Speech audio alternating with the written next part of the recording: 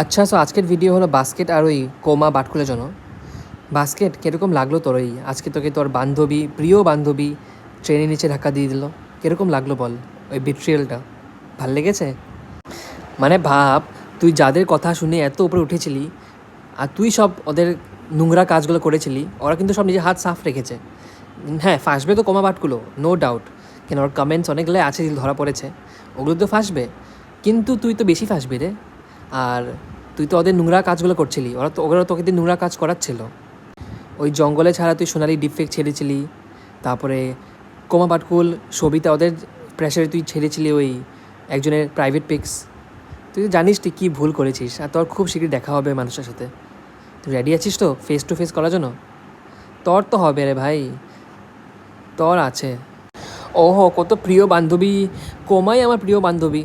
লাত খিলি কীরকম লাগলো বাস্কেট?